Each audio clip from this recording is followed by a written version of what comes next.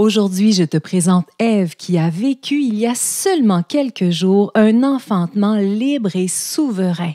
Dans cet épisode, elle nous partage ses meilleures astuces pour bien se préparer pour une naissance physiologique. Elle nous raconte comment elle a rompu elle-même ses membranes et comment mettre ses doigts dans son vagin l'a aidé à accompagner sa fille dans sa descente. Elle nous raconte également comment elle a réussi à libérer son cerveau mammifère et à endormir son cerveau intelligent. Ève a donné naissance entourée de ses sages-femmes, de son amoureux et de sa maman, qui d'ailleurs nous parle de son expérience en fin d'épisode. J'ai été touchée à plusieurs reprises pendant notre discussion et la maman d'Ève m'a donné le coup de grâce lors de son partage. Je te le dis tout de suite, je pleure à chaudes larmes à la fin de l'épisode. Alors attache ta tuque avec de la broche parce que la prochaine heure va t'insuffler une bonne dose d'inspiration et d'empuissancement. Bienvenue dans le podcast de Annie Bérère.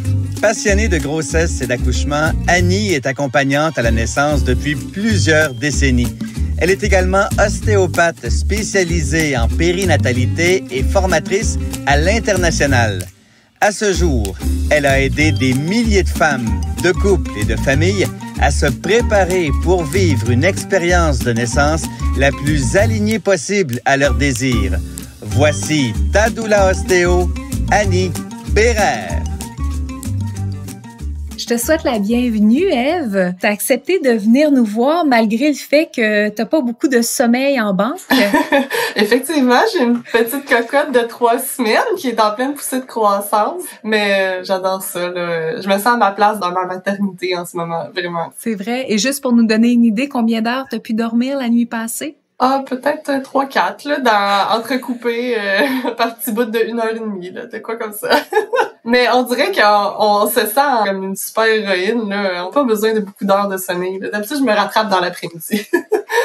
Ouais, c'est une très bonne idée. C'est une très, très bonne stratégie. Je te remercie de prendre le temps de venir nous raconter la naissance parce que effectivement, tu as d'autres choses à faire présentement avec l'allaitement et tout qui s'installe. Je suis vraiment contente d'être ici. Puis effectivement, même si j'ai pas beaucoup de temps en ce moment, je trouvais ça vraiment important parce que j'ai tellement eu une belle expérience que j'ai envie de le crier sous tous les toits. J'ai envie que les gens savent comment bien se préparer puis voir les bénéfices que ça peut leur apporter, là, parce que pour ma part, ça a été vraiment une belle expérience positive. Donc, comment ça a commencé? En fait, notre petite cocotte est arrivée dans notre vie d'une manière un peu spontanée. Si je peux placer ça dans un contexte, moi et mon conjoint, on n'essayait pas vraiment de concevoir un enfant, mais ça faisait plusieurs années que je ne prenais plus de contraception hormonale, donc exclusivement la méthode du calendrier, là.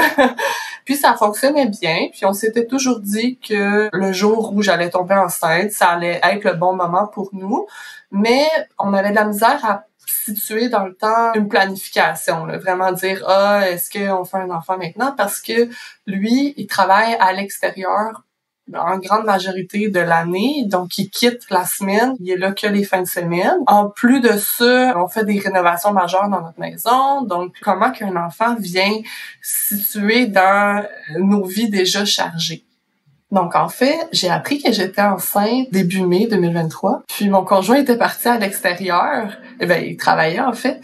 J'ai décidé d'attendre qu'il revienne de travailler pour pouvoir lui annoncer parce que j'étais pas capable de lui dire par téléphone. Mais j'étais vraiment stressée parce que, au fond de moi, ma première réaction, c'est que j'étais heureuse, mais j'avais très peur de sa réaction parce que c'était totalement une surprise. J'ai attendu qu'il revienne de travailler le vendredi, donc j'avais attendu 2 jours. Là, j'étais assez nerveuse. Puis quand je lui ai annoncé la nouvelle, j'ai dit « Est-ce que t'es content? » Puis il m'a répondu « Je voulais que ce soit une surprise, donc c'est bien réussi. » Puis par la suite, on a calculé, tu sais, conception en avril, je suis enceinte en mai, donc là, elle arriverait dans nos vies en janvier. Puis, ça concorde exactement avec le même moment que mon conjoint est en congé. qui est dans son trou de travail saisonnier, en fait. Donc, lui, il arrête en décembre, puis il recommence en mars. Donc, ça nous laissait quelques mois à la fin de ma grossesse, puis quelques mois après mon accouchement. Donc là, moi, j'ai vu ça comme un signe tout de suite. Je me suis dit, waouh, cet enfant-là, elle a vraiment choisi son moment. Elle voulait être dans nos vies, elle nous a choisis comme parents, elle nous a choisis. C'est dit, bon, ils veulent pas planifier, mais moi, je vais leur rendre la vie facile, je vais trouver le bon moment pour eux. Ce que je me suis rendu compte aussi, c'est que ça faisait plus de 2 ans que je faisais la méthode du calendrier, puis ça avait toujours été très efficace. Puis, cette fois-là, j'avais ovulé 5 jours plus tôt qu'à mon habitude, ce qui est vraiment pas croyable parce que habituellement, tu sais, je voulais pas mal tout le temps, tu sais, au milieu de mon cycle. Donc là, j'étais comme, wow, ok, elle nous a vraiment choisi. Donc, pour ma part, j'ai jamais vécu ce stress-là des 12 premières semaines de, est-ce que je vais perdre mon enfant? Est-ce que je vais faire une fausse couche? Tu sais, il y a tout le temps un petit stress de, on l'annonce pas parce qu'on sait pas, tu sais, si le bébé est bien accroché. Moi, j'ai jamais ressenti ce stress-là parce que j'avais vraiment confiance en mon bébé, puis j'avais vraiment la certitude qu'elle nous avait choisi, qu'elle avait choisi son moment, elle avait vraiment le désir, tu sais, de faire partie de notre famille. Puis tout de suite, j'ai eu confiance en mon enfant, à mon bébé, puis j'ai senti un lien très fort avec elle dès le départ, là, même si on savait pas que c'était une petite fille. Là. Je parlais beaucoup à mon bébé, tu sais, je lui disais ça va bien aller, on va faire ça ensemble. La première chose que j'ai faite lorsque j'ai appris que j'étais enceinte, c'est que je me suis tout de suite inscrite à la maison de naissance. J'ai tout de suite fait ma demande. Même si je l'avais pas annoncé à mon conjoint, je savais que les places étaient très limitées. Je savais que le jour où j'allais tomber enceinte, je voudrais un suivi sage-femme absolument. Parce que pour moi, l'hôpital, c'est pas un lieu réconfortant, c'est pas un lieu que je me sens bien. Souvent, je me sens perdue un peu, beaucoup de personnel. Souvent, l'établissement est un peu comme un labyrinthe pour moi, donc c'est pas un lieu rassurant pour moi. Donc, j'avais vraiment ce désir-là de donner naissance en maison de naissance. Puis aussi, le choix était logique pour moi de désirer un accouchement naturel parce que ce qui est spécial, c'est que dans ma famille, on a vraiment un historique de femmes qui accouchent très rapidement. Donc, la plupart d'entre elles n'avaient pas eu le temps d'avoir recours à de l'anesthésie. Ma grand-mère, mes tantes, ma mère avaient toutes donné naissance très rapidement, sans complications. Donc, pour moi, c'était le choix logique parce que je me disais, si je m'attends à avoir la péridurale puis que je l'ai pas, puis que là, je suis pas capable de gérer, je vais me sentir, je vais perdre mes repères. Donc, je voulais vraiment me préparer comme il faut à un accouchement naturel. Pour moi, je le voyais vraiment comme me préparer à un marathon. Finalement, ça a été plus un sprint, là. Mais oui, je le voyais vraiment comme ça, me préparer à une compétition sportive. Tu sais, on s'entraîne, on se prépare, il y a des préparations mentales, donc c'est vraiment comme ça que je le voyais. Puis, de la manière que ça a commencé pour moi, c'est en écoutant beaucoup de récits de naissance positifs. C'est d'ailleurs comme ça que j'ai connu au Paléo. Moi, ça faisait partie de ma préparation, là. Écouter des récits de naissance positifs, ça me permettait de savoir quel type de scénario peut arriver, ça me permettait aussi de savoir quel type d'outils que les gens utilisaient. Je souhaitais vraiment que mon conjoint soit très bien préparé parce que lui, il savait pas du tout à quoi s'attendre, puis je savais que moi, à un certain moment, j'avais besoin d'éteindre mon cerveau intelligent, de vraiment être capable de me laisser aller. Puis pour moi, ce qui me rassurait, c'est de savoir que mon conjoint était bien préparé. Donc en fait, j'ai décidé de faire la préparation au Paléo plus pour mon conjoint que pour moi. Mais finalement, ça a été utile pour moi aussi. Tu sais, au final, c'est lui qui a utilisé les outils. Qu'est-ce qui est important de mentionner, c'est que j'avais 2 accompagnants à mon enfantement. Il y avait ma mère et mon conjoint. Donc, ma mère aussi avait pu regarder quelques-uns des vidéos, notamment jongler avec la douleur en équipe. Donc, ça a été très utile parce que là, j'avais 2 super accompagnants, super bien préparés. Là. Ça a vraiment été très bénéfique, là. Évite les si j'avais su en connaissant à l'avance toutes les étapes importantes jusqu'à la fin de ta grossesse. Rendez-vous dans la description pour télécharger dès maintenant ton calendrier pour une grossesse facilitée et bien organisée. As-tu eu des doutes à un moment donné d'inviter ta maman à ton accouchement? Y a-tu un moment donné où tu t'es dit je sais pas si c'est une bonne idée, ou c'était clair pour toi que c'était parfait comme team? C'était clair pour moi que c'était parfait comme team parce que Ma maman, elle est infirmière de formation, donc là, en ce moment, elle est retraitée, mais ma maman, c'est comme ma meilleure amie, c'est vraiment la première personne que j'appelle quand il se passe quelque chose dans ma vie, c'est vraiment mon pilier. Donc, c'était très rassurant pour moi de l'avoir avec moi. Puis dis-moi, il y a beaucoup de familles qui vivent énormément de pression de la part de leur famille lorsqu'ils décident de donner naissance avec des sages-femmes en maison de naissance. Là, ta maman étant infirmière, est-ce qu'il y a un moment donné où elle a essayé de te convaincre d'abandonner ton accouchement en maison de naissance? Pas du tout. Elle était super fière de moi. Elle était même un peu enviante parce qu'elle aurait aimé ça le vivre elle-même. Comme je disais au départ, les femmes de ma famille, incluant ma mère, ont toutes accouché très rapidement. Donc, elle n'avait pas eu recours à la péridurale. Donc, elle aurait vraiment souhaité accoucher en maison de naissance. Même si elle a été infirmière, elle a ce côté-là un peu spirituel, puis confiante, tu sais, de l'accouchement physiologique. Notre corps est fait pour ça. C'est pas interventionniste, là, comme on peut le penser, là, comme beaucoup de personnes dans le domaine médical, là, c'est pas son cas. Là. C'est plus au niveau des autres personnes de mon entourage. Certains amis, peut-être, qui avaient vécu des accouchements un peu plus traumatiques en milieu hospitalier, peut-être qu'ils comprenaient moins parce que eux, selon leur vécu, ben, ils s'étaient fait dire si le médecin avait pas intervenu, ben mon bébé serait mort. Donc, pour eux, c'était plus difficile à comprendre. J'ai reçu certains commentaires comme « Ah, mais là, tu sais pas à quoi t'attendre, tu vas voir, laisse-toi la porte ouverte. » C'était dans la bienveillance, mais je sentais que je me sentais incomprise un peu. C'est pourquoi aussi, pendant ma grossesse, je me suis fermée un peu au niveau de mon entourage, puis je me suis plutôt rapprochée de ma famille. J'ai vraiment cherché à me créer cette bulle-là avec des gens qui me comprenaient, qui étaient dans la même vibration que moi, si je peux dire. Je pense que c'est quelque chose d'important aussi là. Et en grossesse, on peut se sentir stressé rapidement, parce qu'on se fait dire plein de choses pendant les suivis médicaux. Je voyais beaucoup de femmes de mon entourage qui étaient enceintes qui se faisaient examiner le col super rapidement durant la grossesse. Puis là, ça les inquiétait. Oh mon Dieu, mon col n'a pas travaillé.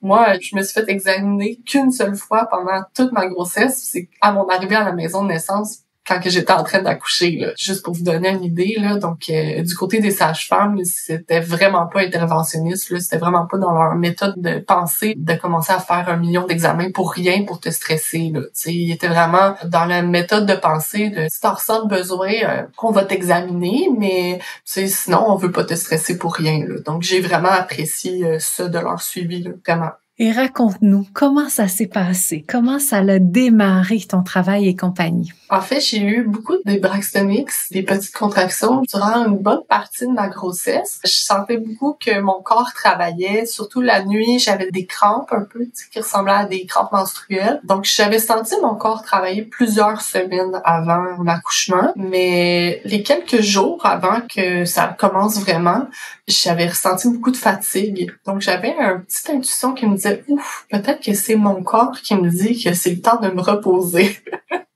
Donc, je m'écoutais vraiment, j'y allais à mon rythme. Puis, la journée avant, j'avais beaucoup de crampes cette journée-là. Puis là, je me disais, tiens, est-ce que c'est la latence qui s'installe tranquillement? J'avais écouté dans ta préparation que ça pouvait durer des jours, voire des semaines. Donc, je gardais l'esprit ouvert. C'était pas douloureux, c'était vraiment comme des petites crampes. J'ai fait ma journée comme à mon habitude. Je me suis reposée. Puis, c'est vraiment rendu le soir, quand je suis allée me coucher, que j'ai été capable de dire, OK, il y a un début puis une fin. T'sais, on dirait que durant la journée, c'était flou un peu. Je savais pas trop quand ça commençait, quand ça arrêtait. Mais c'est vraiment rendu le soir vers 10h30 que là, je sentais plus une vague. Un début, une fin, OK. Environ une semaine avant que je commence mon travail, j'ai écouté beaucoup de vidéos de méditation, puis il y en avait un en particulier. C'était comme une méditation guidée qui faisait visualiser les contractions comme des vagues qui venaient, puis se laisser traverser par la vague. Donc, à ce moment-là, je me suis tout de suite mis dans ce mode-là. Je visualisais les contractions comme des vagues. Je me disais, faut que je me repose parce que je sais pas Ça va durer combien de temps, ça va arrêter. Je gardais vraiment cet esprit-là ouvert, j'étais pas stressée, j'étais juste comme vraiment dans le moment présent. Donc, je me suis couchée, entre les contractions, je somnolais. La seule manière que j'étais confortable, c'est en me mettant à quatre pattes, puis en faisant des cercles avec mes hanches. Puis, je faisais mes respirations. Ça se passait bien, même qu'à un moment donné, ça a arrêté pendant 1 heure, j'ai dormi. Mais là, quand ça l'a repris, par contre, j'ai senti un degré d'intensité supérieur. Donc là, ça m'a sonné une cloche. Je me suis dit, d'après moi, ça se passe aujourd'hui. Donc là, je suis allée me préparer pendant que j'en étais encore capable. Je me suis fait des tresses pour pas avoir les cheveux dans le visage. J'ai finalisé mon sac. Puis, dès que j'étais debout, les contractions étaient beaucoup plus rapprochées et beaucoup plus courtes. Puis dès que je me couchais dans mon lit, que je prenais les contractions à quatre pattes, elles étaient un peu plus espacées, mais plus longues. Je voyais quand même un pattern. Donc, j'ai continué comme ça la nuit à somnoler entre mes contractions. Puis, mon conjoint dormait dans une autre pièce parce que je ronflais beaucoup à la fin de ma grossesse. Ça fait partie des symptômes. Oui, absolument. C'est ça, j'avais laissé mon conjoint dormir parce que je me disais, si ça se passe aujourd'hui, je veux qu'il soit reposé. Par contre, à 4h30 du matin, il m'entend, puis il trouve que je fais pas mal de bruit. Là, c'est lui qui dort plus parce que mes contractions ils commencent à être plus intenses, je commence à rentrer dans mes sons en haut, mais toujours très dans le moment présent. Je visualise que je me laisse traverser par les contractions, puis je suis encore capable de gérer, là, puis de les calculer. Donc, à ce moment-là, j'étais hésitante, mais je décide d'appeler ma sage-femme qui est de garde, même si c'était 4h30 du matin, juste pour savoir qu'est-ce qu'elle me conseillait de faire pour la suite. Là, elle me dit qu'elle trouve que mes contractions sont pas assez régulières parce que lorsque je suis couchée, elles sont à une certaine distance, lorsque je suis debout. Elle dit quand c'est pas assez régulier, même si c'est intense, ça peut être encore la latence. Donc, elle dit je préfère que tu te reposes encore. Je commençais à avoir des nausées à ce moment-là. Elle me dit, prends des Gravol, essaie de te reposer, tu sais. Fait que je fais ça, je l'écoute. Finalement, le cocktail de Gravol a fait que mes contractions se sont distancées un peu. Donc là, j'étais plus comme aux 10-15 minutes. Donc, j'arrivais vraiment à me rendormir là, entre chaque contraction. Donc, j'ai pu vraiment me reposer. Par contre, c'est vers 7h30, je me suis réveillée parce que là, l'intensité a vraiment grimpé d'un cran. J'arrivais plus à calculer mes contractions. Donc, j'appelle mon conjoint pour qu'il puisse les calculer à ma place parce que là, je savais plus, j'étais rendue à combien de minutes. Je sentais qu'ils étaient rapprochés puis j'arrivais pas à les calculer. Ma sage-femme m'avait dit, rappelle-moi lorsque tes contractions vont être aux 5 minutes, pendant 1 minute, depuis au moins 1 heure. Mais là, moi, j'avais dormi. Puis là, je me réveille, on monte d'intensité. Mais là, je suis aux 3 minutes. Dans ma tête, je me dis, je peux pas faire ça pendant 1 heure. Fait que j'ai besoin de solutions, j'ai besoin de bouger. Faut qu'on embarque dans un autre mode. Là. Donc là, elle me dit, ben écoute, si tu sens que c'est le moment, venez à la maison de naissance. Une petite mise en contexte, j'ai eu un accident d'auto 1 semaine avant mon accouchement, donc j'avais plus de voiture. Donc là, on a dû prendre le pick-up à mon conjoint. Comme je l'ai mentionné, je prenais seulement mes contractions à 4 pattes. Impossible qu'on me force à m'asseoir avec une ceinture dans le véhicule. C'était inconcevable pour moi. Donc, j'ai demandé à mon conjoint qu'il relève les bancs en arrière du pick-up pour que je puisse m'installer à 4 pattes. Donc, c'était la seule option possible dans ma tête. Tu conduiras à la vitesse que tu veux, conduis super lentement si tu veux, mais moi, c'est impossible que je m'assoie. Même prendre mes contractions sur le côté, ça fonctionnait pas du tout. J'arrivais seulement qu'à les prendre à 4 pattes.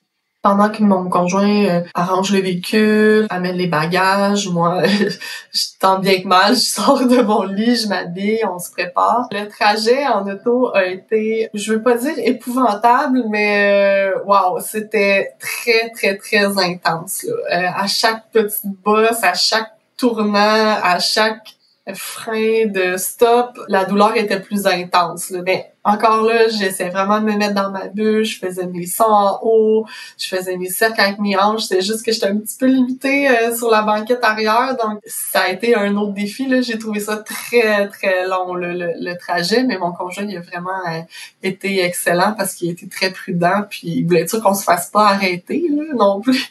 parce que c'était pas très légal comment qu'on était installés, là. Donc, ouais, j'ai trouvé le trajet très long, mais toujours, j'avais les yeux fermés, j'étais dans ma bulle. On est arrivé à la maison de naissance à 8h30. Puis, petit fait cocasse, là, j'ai vraiment gardé mes yeux fermés le plus longtemps que je pouvais. Je pense que je les ai ouverts une fois pour embarquer dans le véhicule, une fois pour débarquer du véhicule, puis une autre fois pour enlever mes bottes, tu sais, dans la maison de naissance. Mais après ça, je pense que j'ai eu mes yeux fermés tout le long. Fait que quand on est ressorti plus tard, j'ai dit à mon conjoint, par où on sort? Puis il dit, tu te rappelles pas quand t'es entré hier? Je dis non, j'avais les yeux fermés. Je savais plus par où j'étais entrée. Donc là, ma sage-femme, évidemment, m'a examinée à mon arrivée. Puis, je lui avais demandé de pas me dire de chiffres, mais que je souhaitais avoir des mots d'encouragement. Tu sais, me dire continue comme ça, tu fais bien ça, ou il reste encore un petit peu de travail à faire. Tu sais, je voulais des mots d'encouragement en conséquence de où est-ce que j'étais rendue, mais je souhaitais que mon conjoint sache les chiffres. Je vais vous révéler le punch, j'étais à 7+. Donc, j'étais très avancée. Donc, quand je disais que les femmes de ma famille accouchent très vite, je m'attendais pas du tout à ça lorsque je l'ai su par après. Moi, je m'attendais à être à 4-5, tu sais, début de travail actif. Mais non, j'étais vraiment avancée, là. Donc, pour une femme qui s'est faite examiner le col qu'une seule fois, c'était assez exceptionnel là, que je sois à 7+ pour un premier accouchement, là. Et là, elle t'a pas donné cette information-là, finalement, ou elle a changé d'idée en voyant que non? Non, elle m'a juste dit « C'est super beau, F, continue comme ça. » Wow! Elle m'a juste dit ça. Mais par contre, j'ai vu du coin de l'œil, quand elle a dit le chiffre à mon conjoint, j'ai vu dans sa face « Oh my God! » Fait que je savais que j'étais probablement plus avancée que je pensais. Étant donné qu'on avait fait la préparation, il savait ce que ça voulait dire. On a continué comme ça, on a appelé ma maman, elle est arrivée à peu près 1 heure plus tard. Puis on s'est vraiment installé dans notre bulle. La sage-femme, elle nous a donné beaucoup d'espace, elle voyait qu'on gérait bien. Puis étant donné que j'avais 2 accompagnants, c'était super. J'en avais une qui pouvait me faire les points de pression du sacrum pendant que l'autre me faisait les points de pression de la main. Donc vraiment, je conseille vraiment avoir 2 accompagnants. C'était vraiment super. J'ai adoré les points de pression du sacrum puis de la main. Juste une petite parenthèse, quand on avait pratiqué les points de pression de la main, mon conjoint pesait à peine, puis je trouvais ça très douloureux. Puis pendant mon travail, je lui disais plus fort, plus fort. J'étais comme, ben là, je pèse le plus fort que je peux avec mes 2 mains, tu sais. J'étais vraiment comme les endorphines, là, c'est fou le pouvoir que ça fait. Puis aussi, qu'est-ce qui était particulier, c'est que j'utilisais beaucoup les sons en haut, tu sais, pour l'expiration, ça m'aidait beaucoup. Mais là, quand l'intensité augmentait, des fois, mon haut, il devenait un « Ah! » Mais là, ma maman, tout de suite, elle faisait « Oh! » Puis là, ça me ramenait.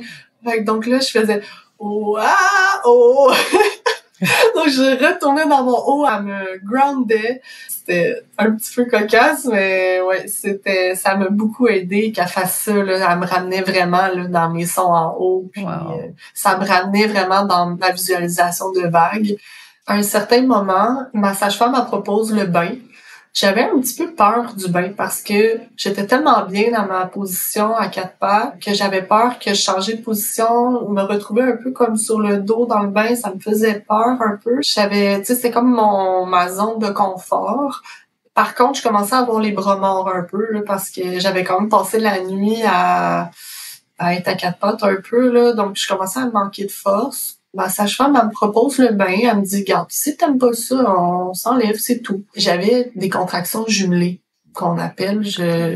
Donc, j'étais tout le temps un peu en contraction, dans le sens que c'est probablement pour ça que mon travail a avancé si vite, c'est que j'avais comme ma vague, la grosse contraction, mais quand ça arrêtait, j'avais encore une petite contraction.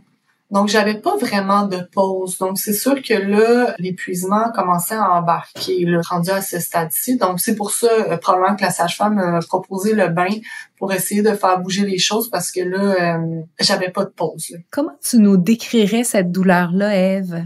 Parce que là, c'est proche de toi, tu viens de donner naissance. Qu'est-ce que tu nous donnerais comme information pour essayer de s'imaginer à quoi ça ressemble? C'est drôle parce que mon conjoint m'a posé la même question quelques jours après mon accouchement.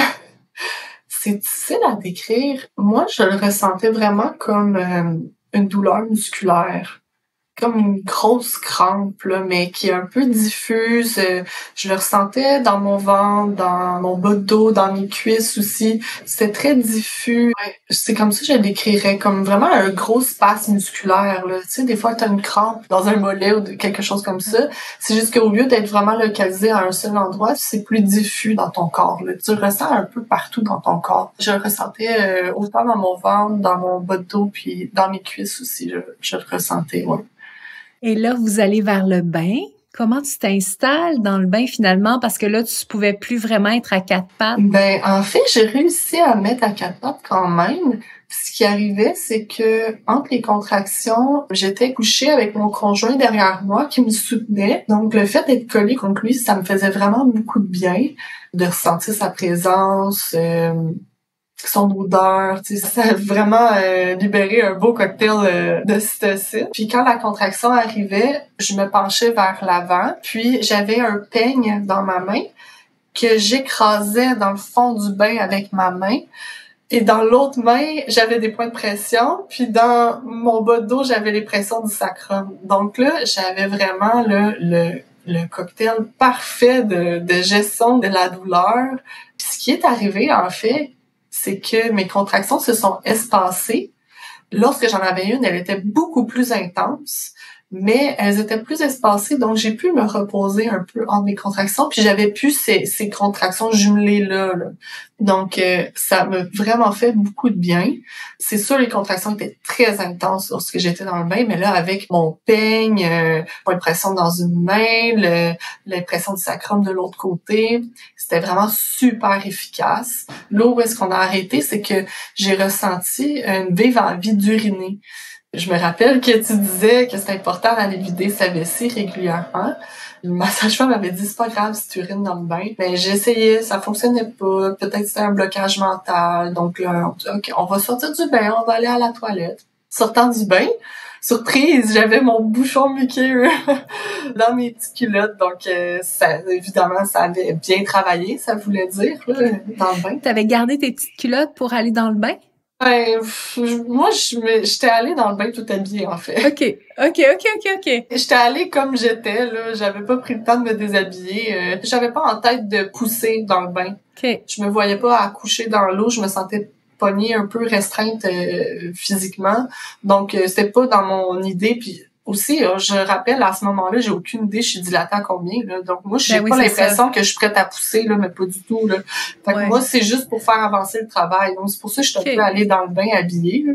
J'étais vraiment dans un autre monde, là. Moi, on m'a dit, va dans le bain, j'étais allée dans le bain, là. Tu sais, j'ai pas pris le temps de me déshabiller, là. C'est vraiment parfait parce que tu sais ce que ça veut dire, ça. Ça veut dire que ton cerveau mammifère était vraiment à pleine puissance, puis ton cerveau intelligent, lui, était complètement hors service. C'est vraiment parfait. Lorsque je suis sortie du bain, j'avais mon bouchon de queue.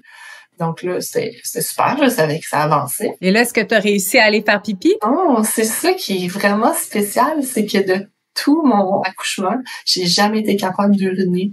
Donc là, je sentais vraiment cette envie très forte d'uriner-là qui me gênait beaucoup, mais j'étais vraiment pas capable. Probablement que la tête était placée d'une certaine manière qui faisait que ça faisait une pression, je sais pas, un blocage sur ma vessie, mais j'ai jamais été capable, malheureusement, mais j'ai essayé. Je suis restée un moment sur la toilette, parce que je savais que ça pouvait faire aider à descendre le bébé, mais j'étais très inconfortable, les contractions étaient très douloureuses lorsque j'étais assise. Donc j'ai vite voulu retourner en position quatre pattes. J'ai pas voulu retourner dans le bain. Sauf que là, à la sortie du bain, là, comme je disais, j'avais des contractions jumelées lorsque j'étais en dehors de l'eau. Donc, à ce moment-là, j'ai comme vécu un petit moment, pas de désespérance, mais j'avais vraiment envie de savoir où est-ce que j'étais rendue dans mon travail. Parce que là, je me disais, ouf, c'est intense. J'aimerais ça savoir si je suis à la moitié ou aux trois quarts de mon marathon. Là, tu sais, je voulais savoir j'étais rendue où dans ma course là, pour m'encourager. J'ai demandé qu'on m'examine. Mais ma sage-femme n'était pas là à ce moment-là. J'étais juste avec ma maman et mon conjoint. Donc, ma maman, elle me dit, ben, écoute, mets les doigts dans ton vagin, voir si tu sentirais pas la tête. Peut-être que t'es complète, puis peut-être que la tête, elle a commencé à s'engager. Donc, je suis très confortable avec mon corps. Donc, je m'exécute, je mets les doigts dans mon vagin. Je sens quelque chose de mou. Elle dit, c'est peut-être une paroi, tu sais, de l'intérieur de ton vagin. Essaie de mettre tes doigts plus loin, tu sais, un peu plus vers l'arrière. Peut-être que la tête, elle se trouve, tu sais, plus vers le col. Je fais ça, je mets mes doigts un petit peu plus loin. Là, je sens la tête. Puis je sens qu'elle a des cheveux. Donc là, je dis, elle a des cheveux. Puis là, au même moment, flouche! Donc, le mou que je sentais, c'était ma poche des os. Donc, en mettant mes doigts plus loin, j'ai comme crevé ma poche des os. La sage-femme arrive au même moment. Ça va ici? Là, ma mère a dit, elle vient de crever sa poche des os. Ah, super! Tout le monde était super content. C'était comme la fête dans la chambre, là. Donc, je sentais vraiment que c'était positif. Tu sais, j'avais demandé de savoir où est-ce que j'étais rendue dans mon marathon, là. Donc, je savais ce que ça voulait dire, tu sais, je savais que la tête avait passé le col, puis que bébé amorçait sa descente, là. Donc, le fait de tout savoir ça, ces étapes-là, ça m'aidait beaucoup à m'encourager à savoir, OK, je suis rendue là, donc ça va bien, tu sais. Puis, je m'attendais pas à être rendue là aussi rapidement, en fait. Donc, j'étais vraiment contente, puis aussi, quelque chose qui était vraiment particulier, c'est que comme j'étais pas sous aucune anesthésie, donc mon bébé non plus, c'est que je la sentais bouger dans mon vagin. Je sentais sa petite tête faire comme son chemin.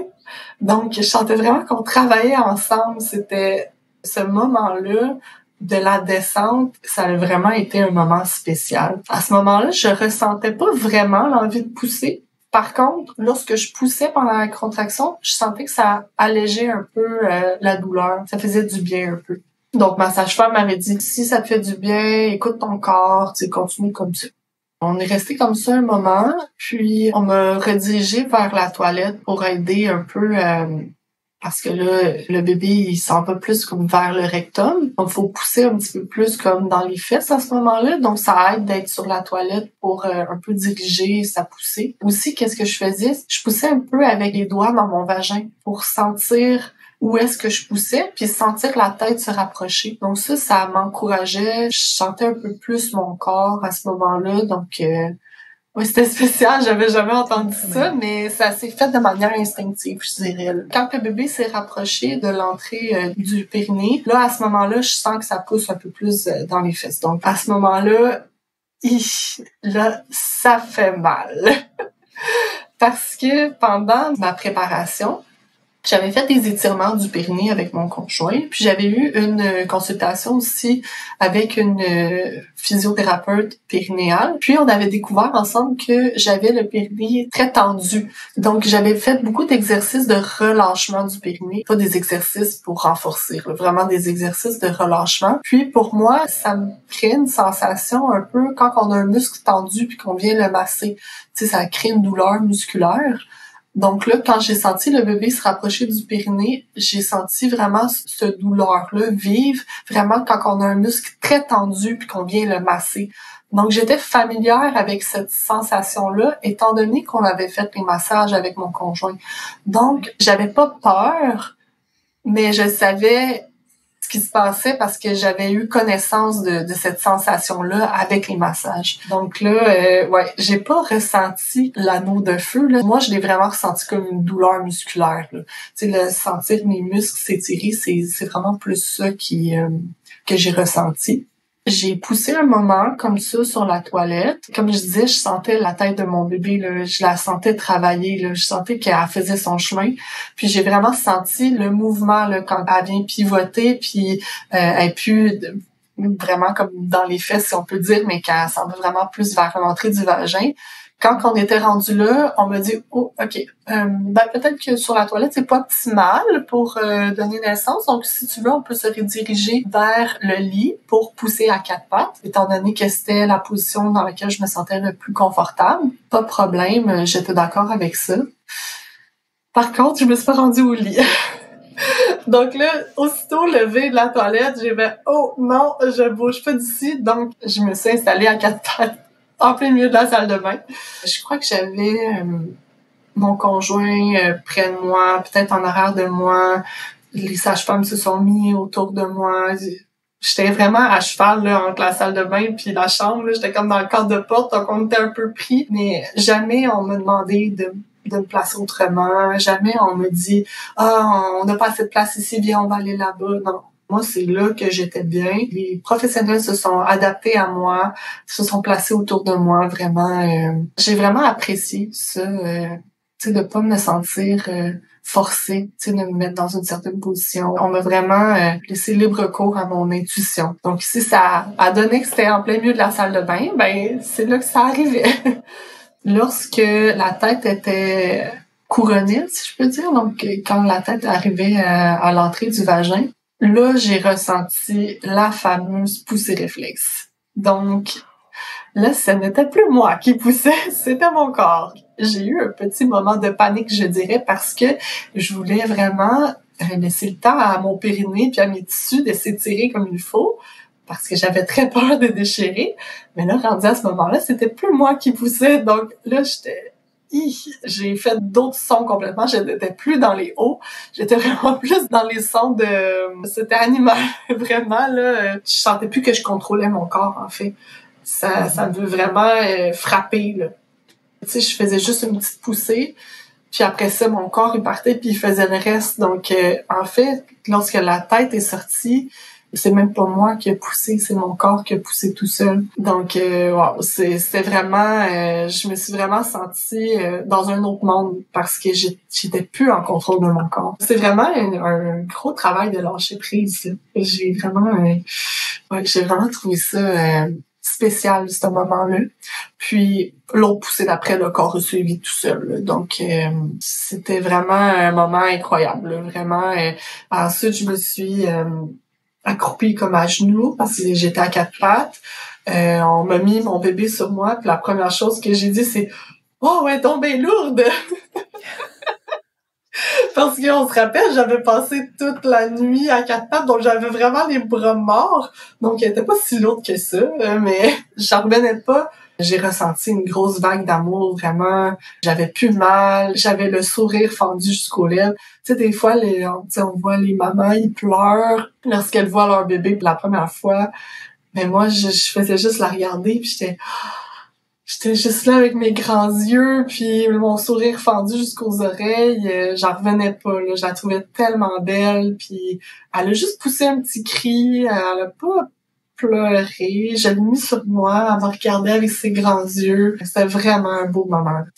Fait que là, c'est sûr qu'ensuite, ben, ça finit pas là, hein. Il y a la délivrance du placenta. On me redirige vers le lit. Moi, encore là, je suis sur mon nuage, là. Je suis comme complètement dans un autre monde. On me dit, concentre-toi sur ton bébé. Le placenta est sorti quelques minutes plus tard. Par contre, suite à la délivrance du placenta, j'ai fait une hémorragie vite. Les sages-femmes se sont mis en mode proactif. J'ai eu une piqûre dans la cuisse tout de suite. On s'est mis à me masser le ventre. J'avais une sage-femme près de moi qui m'expliquait qu'est-ce qui se passait, mais elle me disait... parce qu'elle avait besoin un peu de mon consentement là, pour faire les procédures. Tu sais, elle était très proactive, là, dans le sens qu'il y était plusieurs à s'activer autour de moi. Puis elle me parlait, puis elle me disait « Concentre-toi sur ton bébé, visualise que t'arrêtes de saigner. » Puis moi, j'étais encore sur mon nuage. Là, j'avais pas vraiment conscience de qu'est-ce qui se passait entre mes jambes. Là. J'avais pas peur. J'ai visualisé, puis... j'ai arrêté de saigner, donc j'ai vraiment évité de justesse un transfert à l'hôpital, parce que j'étais vraiment heureuse, parce qu'à ce moment-là, j'avais vraiment pas envie d'aller à l'hôpital. Donc c'est sûr, on a regardé mes signes vitaux, on m'a monitoré un peu plus rigoureusement, étant donné que j'avais perdu quand même beaucoup de sang, mais on était encore correct dans leur procédure. J'avais pas super mal, je sentais que j'étais enflée, tu sais, je sentais... que oui, je venais de donner naissance, là, mais je sentais pas que j'avais déchiré nécessairement, j'avais pas de douleur vive ou quoi que ce soit. Finalement, j'ai eu une petite déchirure de 1 degré, j'ai eu quelques points, donc quelque chose de très tolérable. Ça s'est bien passé. Là. Par la suite, c'est sûr, il y a eu des petits points de suture, mais ça s'est passé assez rapidement encore là. Vraiment, pour les gens qui hésitent à l'accouchement en maison de naissance, vraiment, le service est 5 étoiles. À la minute que le placenta a été livré, on m'est arrivé avec un beau plateau de fruits frais avec du fromage. Tiens, reprends des forces, maman. Instantanément, après l'accouchement, je me sentais tellement comme une guerrière, là. Je viens de faire ça. Tu sais, je viens de réussir à faire ça. Pour moi, l'hémorragie, là, ça me passait 15 pieds par-dessus la tête. J'étais pas allée à l'hôpital. Mon bébé est en santé. Tout s'était bien passé. J'en revenais pas. Je savais même pas il était quelle heure. Je savais même pas il était quelle journée. J'étais juste wow. Tu sais, pour moi, j'avais pas eu conscience du temps qui avait passé. Ça a duré au complet 6 heures environ. Là. Donc, j'ai su par après que j'avais poussé pendant 45 minutes environ. Donc, ce qui est quand même rapide là, pour un premier bébé. Puis, je me rappelle que quelques minutes après, j'avais mon bébé sur moi, puis j'ai regardé mon conjoint, toujours avec mon grand sourire, puis mes yeux pleins d'étoiles. J'ai dit, je suis tellement fière de moi, puis je suis tellement fière d'elle. Tu sais, j'étais fière de mon bébé, qu'on ait fait ça ensemble. Tu sais, je sentais vraiment que, tu sais, je parlais au départ de la confiance que j'avais envers mon enfant. Je sentais vraiment que j'y avais fait confiance dans cet enfantement-là, puis qu'on avait travaillé ensemble, tu sais. Je disais, c'est la seule fois que j'ai pleuré, je suis venue les yeux pleins d'eau, puis j'ai dit, je suis fière de moi, c'est ça, c'est un grand sentiment de fierté que j'ai senti. Ouais. Je me sentais vraiment invincible, en fait. J'ai su par après que du côté de mon conjoint puis ma mère, ça avait été plus stressant que je pensais. Moi, j'étais vraiment dans ma bulle, mais eux, tu sais, ils ont vu ça sous un autre œil, là. Donc, on dirait que quand le stress est retombé, mon conjoint est venu vraiment émotif, puis il s'est confié en moi en me disant qu'il avait eu peur, tu sais, quand que j'avais fait mon hémorragie, puis qu'il avait eu peur qu'il y ait quelque chose qui se passe, mais il m'a dit, t'étais tellement dans ta bulle, puis je voulais pas te contaminer avec mes peurs, donc je les ai gardées pour moi. Wow. Puis je suis vraiment reconnaissante de ça, mais j'ai vu par après que de son côté, ça avait été difficile, puis ça avait été stressant pour lui, puis après ça, tout le stress, quand il est retombé, il était très émotif. Les premières heures, les premiers jours même, c'est comme tout le stress de la grossesse, de la préparation de l'accouchement, c'est comme tout est retombé, puis là, ça a été plus difficile pour lui. J'ai trouvé ça triste qu'il ait gardé ça pour lui puis qu'il l'ait pas verbalisé. Je comprends de son côté que ça m'a aidé à préserver ma bulle, mais pour lui, ça a été plus difficile. Mais tu sais, au moins, il m'en a parlé par après, là. Mais je pense qu'il s'attendait pas à ça.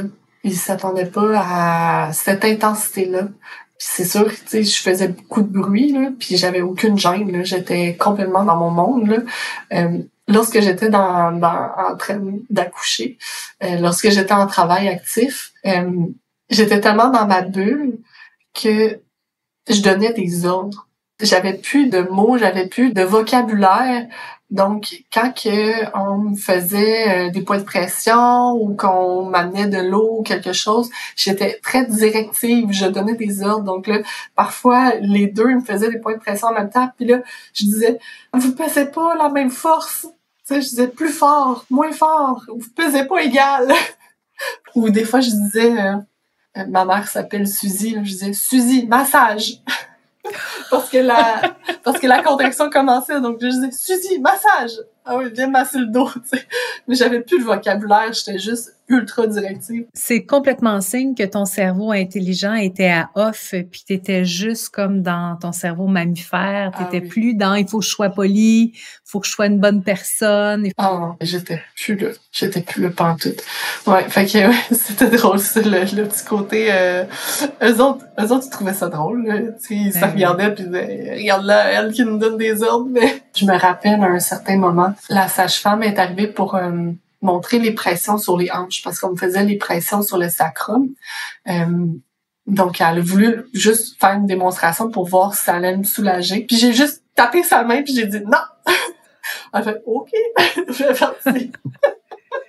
Ouais, il faut pas être susceptible quand on aide une femme en travail parce que ce qui est important, c'est de trouver vraiment ce qui la soulage le plus, là. Si je peux ajouter un petit quelque chose encore sur le suivi sage-femme, une chose que j'ai vraiment appréciée, c'est que, bon, c'est sûr, on est resté pour la nuit parce que on voulait me monitorer, étant donné que j'avais perdu beaucoup de sang, on voulait s'assurer que j'étais capable de me lever, aller à la toilette sans faire de chute de pression. Donc, on est resté pour la nuit. Puis, le lendemain, à notre départ, la sage-femme a vraiment pris le temps de s'asseoir avec nous. Puis, revenir un peu sur l'événement de l'hémorragie, tu sais, être certaine que je les avais pas trouvées trop invasives, trop dans notre bulle. Tu sais, elle nous a dit, avez-vous des questions à savoir pourquoi on a fait cette procédure-là? Comprenez-vous pourquoi on a été proactif comme ça? Toi, François, mon conjoint, comment tu t'es senti dans cette situation-là? Est-ce que tu as envie d'en parler? Tu sais, elle a vraiment pris le temps. J'ai trouvé que le côté santé mentale était très important pour eux, pour pas qu'on en ressorte de là avec des traumas. Ça, j'ai vraiment trouvé ça délicat de leur part.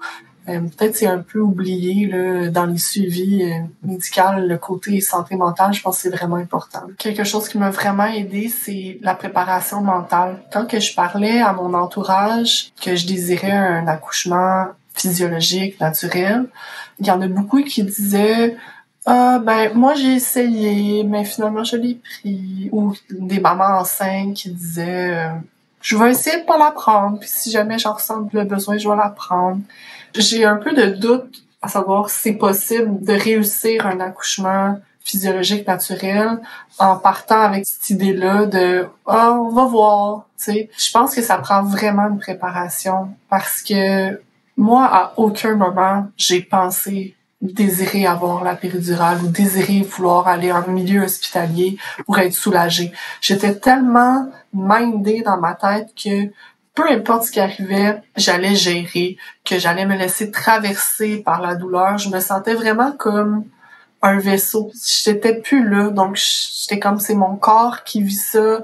Je me laisse aller là-dedans, puis jamais j'ai eu la pensée de je suis plus capable de gérer, il faut que j'aille à l'hôpital. Mais j'étais tellement prête mentalement à me laisser traverser par ça. Tu sais, j'avais fait beaucoup de préparation mentale, comme la visualisation des vagues. Ça a été un outil vraiment primordial dans le fond dans ma préparation. Ensuite, les outils de la gestion de la douleur, tu sais, au final, c'est plus pour tes accompagnants que pour toi, parce que toi, t'es plus là. Mis à part, je te dirais, comme toutes les étapes. Tu sais, par exemple, tantôt, quand tu disais de connaître toutes les étapes, je pense que ça, c'est important de le savoir. Vraiment, parce que là, moi, à chaque fois que je passais à une autre étape, je savais, j'étais rendue où. Tu sais, j'avais pas besoin qu'on me le dise. Donc, ça m'encourageait. C'est drôle parce que cette vidéo-là, dans ma préparation à l'accouchement, à la naissance, parfois, il y a des femmes qui me disent « je sais pas si je vais l'écouter parce que j'ai peur que ça me fasse peur de savoir à l'avance les étapes. » Et c'est tout le contraire. Ouais, je suis totalement d'accord avec ça. Je pense que, en tout cas, pour ma part, plus j'en savais, plus je me sentais préparée, plus je me sentais en confiance.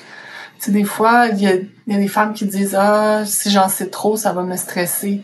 Pas en savoir assez, ça peut être stressant aussi parce que là, il t'arrive quelque chose puis tu sais pas qu'est-ce qui t'arrive. Fait que là, t'es pris de panique, là. Non, moi, je suis plus dans la méthode de penser que plus t'en sais, plus c'est rassurant. Absolument. Surtout les choses qui sont dans la physiologie. Tu sais, peut-être pas trop vous casser la tête à tout savoir, toutes les complications, ça moins, mais vraiment ce qui est dans la physiologie, je pense que ça, sincèrement, ça fait une différence. Parce que quand tu nommais tantôt, par exemple, que ça poussait très fort dans tes fesses, quand on ne sait pas que c'est normal, on panique. Parce qu'on se dit, ça y est, je vais être la première femme de l'humanité dont le bébé va sortir par là. Oui, exactement. Mais moi, je le savais parce que j'avais écouté tes vidéos. Donc, j'étais comme, waouh, c'est super le fun que ça pousse dans mes fesses. Ça veut dire que je suis rendue là, tu sais. Donc, c'est super encourageant, là. Sentir aussi qu'est-ce qui se passe dans ton corps, c'est important parce que là, imagine si t'es gelé puis là, tu sais pas c'est quoi qui se passe. Comment t'es censé pousser au bon endroit. J'ai vraiment senti que je poussais différemment là, quand le bébé descendait vers les fesses, puis après ça, quand il était plus vers le périnée, je poussais pas de la même manière. Là. Moi, je pensais que quand on enfantait, on faisait juste pousser, tu sais, puis non, et c'est plus tricky qu'on pense. Oui, absolument. Il y a une direction, puis cette direction-là change. Ouais, puis j'ai vraiment senti le mouvement de la tête quand ça l'a shifté, là. Ça m'a impressionné parce que je l'avais vu dans le vidéo, puis j'étais comme, le bébé, il fait cette trajectoire-là. Quand je l'ai senti dans mon corps, j'étais capable de visualiser le chemin qu'elle faisait. Ça, j'ai vraiment trouvé ça spécial. Ouais, je m'attendais pas à ça. Magnifique. Merci beaucoup, Ève, d'avoir pris le temps de venir nous raconter toute ton expérience. Ça fait plaisir. C'est sûr que Je veux vraiment partager mon récit le plus possible parce que une des raisons de mon succès, ça a été la préparation, puis je trouve ça vraiment important. Au moment qu'on est en train d'enregistrer, en fait, il y avait quelqu'un qui s'occupait du bébé à Ève et c'est sa maman dont Ève venait de te parler finalement dans l'épisode. Alors, coucou Suzy, tu as accepté de venir nous parler. Ça me fait plaisir. Alors là, je suis vraiment curieuse de savoir, voir ta fille traverser cette expérience-là dans sa puissance. Mon Dieu, ça va voir d'émotive. Ouais, moi aussi, ça me rend déjà émotive. Hey, quel privilège! Comment tu t'es sentie de la voir traverser ce chemin-là avec autant de présence à elle, présence à son bébé, de présence à cette expérience-là? Énormément de fierté. J'étais honorée, très honorée d'avoir participé à cet bel événement-là. Je me sentais vraiment privilégiée aussi que Ève ait bien voulu que je sois présente.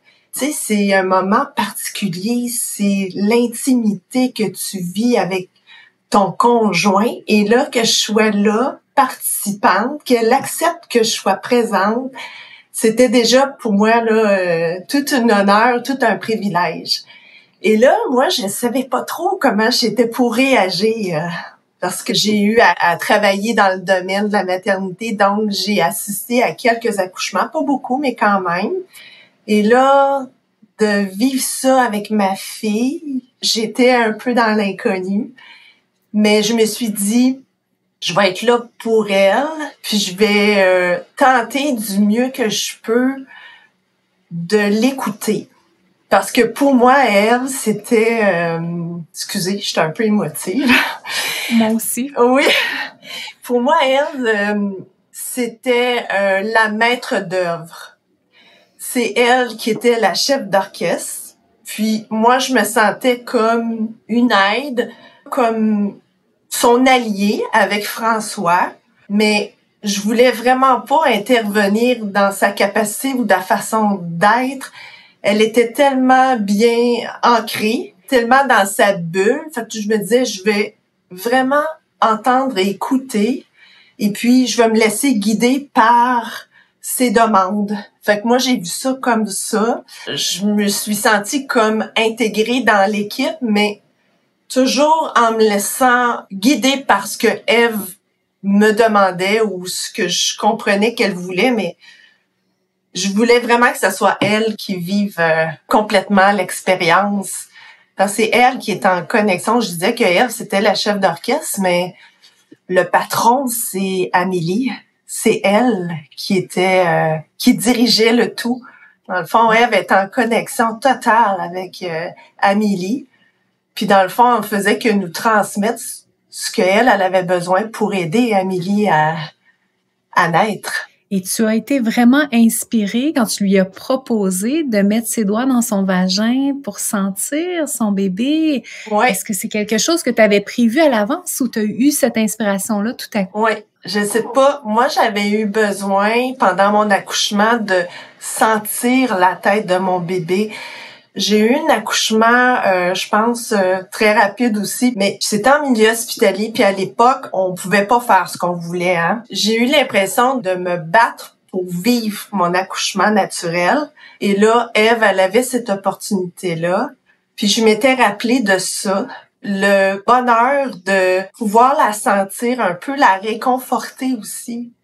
Ça m'est venu comme ça, mais je savais pas si Ève... C'était une proposition, en fait. Mais Ève, je pense qu'elle a apprécié, puis ça a porté fruit, parce que elle a crevé ses os en même temps. Oui, tout un timing. Oui. Souvent, quand les mamans vont aux accouchements, elles sont pas toujours hyper motivées à se préparer. Que là, quand Ève m'a dit pendant la grossesse que tu avais l'intention de regarder les vidéos, même si tu avais de l'expérience, parce que t'es infirmière, t'aurais bien pu dire, ben moi, je sais comment ça marche. Mais non, tu t'es vraiment mis dans une posture de t'outiller le plus possible. Est-ce que pour toi, c'est venu naturellement? Ben, c'était vraiment important, mais j'avais vraiment l'impression de pas être à jour, hein. Faut dire que ça fait 28 ans que j'ai pas travaillé en maternité. Puis moi, à une certaine époque, j'ai même donné des cours prénataux. Mais là, je me suis rendu compte que, oh mon Dieu, que j'étais pas à jour. que j'aurais donc voulu avoir tes mots pour pouvoir transmettre à ces moments-là tout ce que toi, tu as pu m'apprendre à travers les cours que tu m'as transmis, en fait.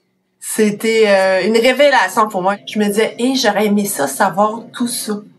Moi, j'ai fait beaucoup les choses par instinct quand j'ai accouché de mes enfants, mais j'aurais donc aimé être plus outillée. Ma fille, elle a cette chance-là. C'était merveilleux. Et je la vois aussi poursuivre avec sa fille, toujours dans ce même instinct-là. Elle écoute Amélie, c'est incroyable. Et elle répond vraiment aux besoins de sa fille. Puis je pense que c'est d'abord et avant tout parce qu'elle a eu un accouchement extraordinaire, qu'elle a été guidée, accompagnée. Et je te remercie. Je te remercie, Annie. Je m'excuse, là, je suis hyper touchée. Je suis touchée par ce que tu me dis et je suis aussi très touchée parce que, comme fille, je pense que toutes les filles de la Terre rêvent d'avoir un soutien inconditionnel, un soutien d'amour, un soutien qui n'est pas dans la comparaison, pas dans la performance. Et mon Dieu, ça me fait vraiment du bien de t'entendre, Suzy, raconter comment t'accompagnes ta fille, comment t'es disponible pour elles deux. C'est extraordinaire. Vraiment. Je suis hyper touchée. Si je serais proche, je te ferais un câlin. Je vais t'en faire un virtuel. Oh, je te remercie vraiment beaucoup pour ton partage. Vraiment beaucoup. Merci, Annie. Oh là là, j'étais tellement touchée en fin d'épisode. C'est sûr qu'à plusieurs reprises pendant notre rencontre avec Ève, il y a des moments qui m'ont rendue émotive parce que je trouvais ça hyper beau, hyper touchant. Et là, ben voilà que Suzy arrive avec son partage. Écoute, j'étais inondée de larmes. Évidemment, tu ne me voyais pas, mais je pense que ça s'est bien entendu. J'ai été extrêmement touchée pour plusieurs raisons. C'est certain que, bon, je dois t'avouer que ma relation avec le milieu hospitalier et avec les infirmières, entre autres, n'a pas toujours été facile. Je pense entre autres à la fois où une infirmière m'a engueulée comme du poisson pourri alors que je comprenais pas du tout ce qui était en train de se passer.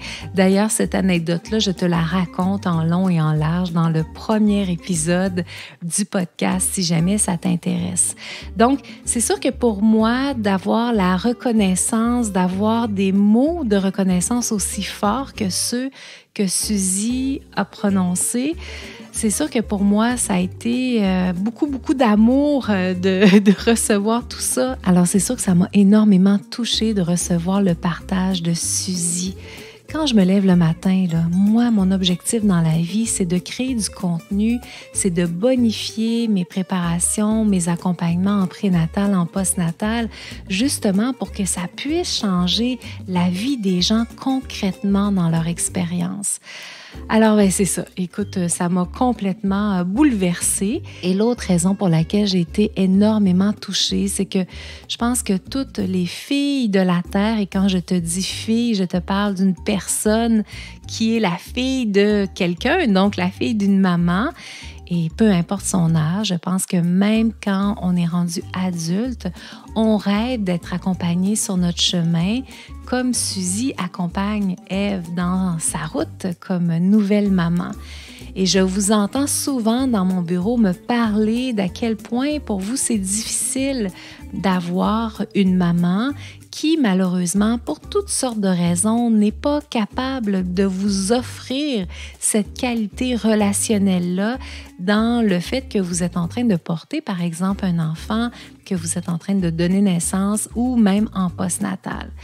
Et ça aussi, ça m'a beaucoup touchée. Je pense que probablement que ça a été ton cas aussi, à quel point c'est inspirant et je t'invite vraiment à écouter et à réécouter ce partage-là de façon à pouvoir peut-être t'en inspirer dans quelques années quand toi aussi tu deviendras grand-maman parce que la roue tourne et beaucoup plus rapidement que ce à quoi on s'attend. J'avais envie aussi de revenir sur certains éléments du partage extraordinaire que Ève nous a offert, énormément de pépites encore dans cet épisode dans lequel elle nous a donné beaucoup d'astuces concrètes. Je voulais revenir avec toi sur le fait qu'elle n'arrivait pas à uriner pendant son accouchement. Donc, c'est sûr qu'idéalement, il faut aller souvent vider notre vessie pendant qu'on donne naissance parce que la vessie est complètement collée sur l'utérus et que lorsque la vessie se remplit, automatiquement, elle va prendre de l'espace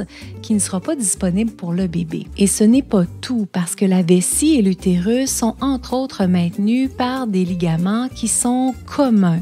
Donc, c'est important parce que si ta vessie devient vraiment trop pleine et que ton bébé manque d'espace à cause de cela, ça va fragiliser les ligaments qui maintiennent les organes dans ton petit bassin. Et ça, on ne veut pas ça parce qu'évidemment, ça pourrait créer des complications pour toi dans les prochaines semaines et voire même dans les prochaines années avec, par exemple, plus de fragilité, par exemple, pour des descentes d'organes. Donc, si pendant la naissance de ton bébé, tu n'arrives pas à uriner, c'est très important d'en parler à la personne qui est jumelée avec toi pour les soins. Donc, ça peut être ta sage-femme, ça peut aussi être ton infirmière. Dans certains cas, pour éviter que ta vessie se remplisse trop, ils vont utiliser un cathéter pour pouvoir t'aider à la vider complètement. Là, ça se peut que tu me dises, Annie, ouf, un cathéter, si je n'ai pas de péridurale et que je suis en train de vivre une expérience complètement naturelle, physiologique, ça me tente pas trop. Je comprends tout à fait que ça te tente pas trop. Cela étant dit, dans certaines situations, c'est vraiment la meilleure option parce que ça peut créer des complications même dans les heures qui vont suivre l'accouchement si ta vessie est trop pleine. Et attention, méfie-toi encore plus si tu as un soluté. Parfois, les femmes me disent « mais j'ai presque pas bu pendant mon accouchement. Je comprends pas comment ma vessie a pu se remplir autant. » Alors, si tu as un soluté, bien entendu qu'il y a de l'abondance de liquide qui entre dans ton système, même si tu ne bois pas tant que ça. Donc, c'est vraiment un élément auquel il faut faire attention parce que les risques qui sont encourus en lien avec ça sont importants.